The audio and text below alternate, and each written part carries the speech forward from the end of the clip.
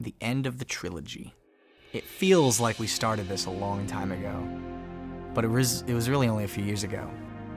I don't think I could have ever known how big this trilogy was going to become when I started working on it. It was the summer after season 10, I was at Bernie's place for a barbecue, and as if it were any question in the world, he just said, "Hey, how would you feel about directing Red vs. Blue?" When Bernie Burns asks you, do you want to make Red vs. Blue, you only have one answer. Miles, the first thing he ever did for us was he was helping transfer files from hard drives, because we were moving a mass amount of files for Red vs. Blue, and he did that as an intern. So he's moved all the way from that position up to working on RVB, to writing some RVB and writing some PSAs, to creating some characters, to then writing entire seasons and directing entire seasons as well. It was wild. It was horrifying. We had taken 10 years worth of story and characters and tied a fancy bow on it, and then we're expected to do more. And I didn't know what we were gonna do.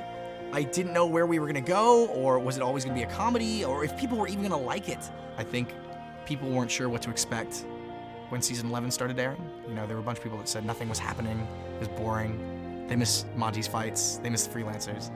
It was hard to get through season 11. But we stuck to our guns, and I think one of the most satisfying parts with season 11 was giving the audience 17 episodes of stuff that they expected, and then episode 18 changed everything. The good guys lost. Like, that doesn't happen. The good guys always win, and they fucking lost in episode 18 of season 11.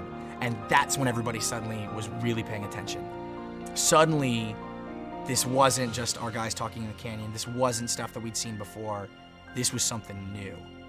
And we took that and ran with it. From that point on, we weren't trying to be anything that had come before us. We were gonna be the Chorus trilogy. And the Chorus trilogy was gonna be fucking awesome. It's kind of funny how the movies progressed. I kind of think of season 11 as my take on the Blood Gulch Chronicles style of storytelling.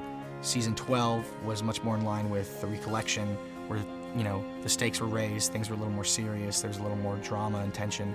And then season 13 was Project Freelancer. It was 9 and 10 in terms of the scope and the amount of production that went into it and the amount of people that laid their hands on the project. It was big. I think a lot of the story elements that came into play in the trilogy were things that I was experiencing personally.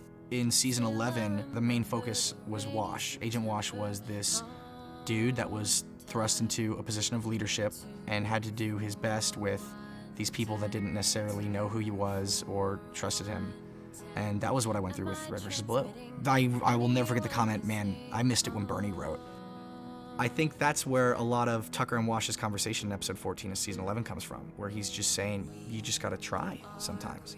So we tried this crazy Civil War story, and then people seemed to dig it, so then we moved into season 12, and the torch was passed from Washington to Tucker.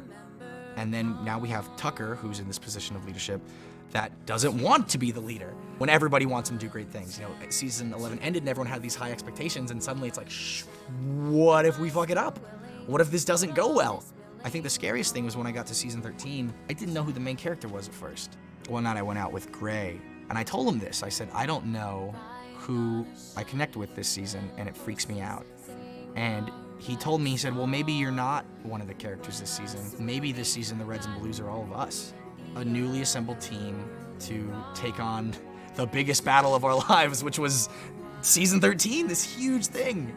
And we all came from different backgrounds, and we all had different opinions on how best to do it, and we all were just gonna get out there and try our best. I love when we get to the end of a trilogy, or one of the series, and kind of wrap up all those big story points, and it's really fun to see how the, like, elements of different characters come to fruition. And when you get to the end of a big story like this, a big trilogy, you just want to put everything into it. It has been such a ride from the story point of view, us as a company, Rooster Teeth. So much stuff has changed in the last 3 years for everyone.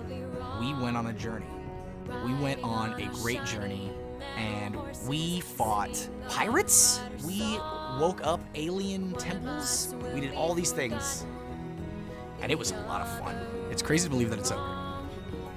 It is sad to leave Chorus,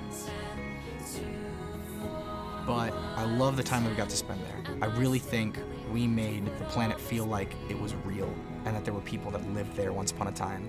And I think that we were able to take these new characters and actually make the audience care about them. We had so many new characters that were around for less than 3 seasons, and yet people care about Kimball and the lieutenants and Dr. Gray, and I'm really proud of that fact, and I'm proud of what we've done in these past 3 seasons. After the 10-year mark, when we felt like we were really pulling out all the stops, in season 10 to do something extraordinary, to feel like we topped that with season 13 is amazing, and also makes you realize no matter how high you set the bar, you can set it a little bit higher. Keep going.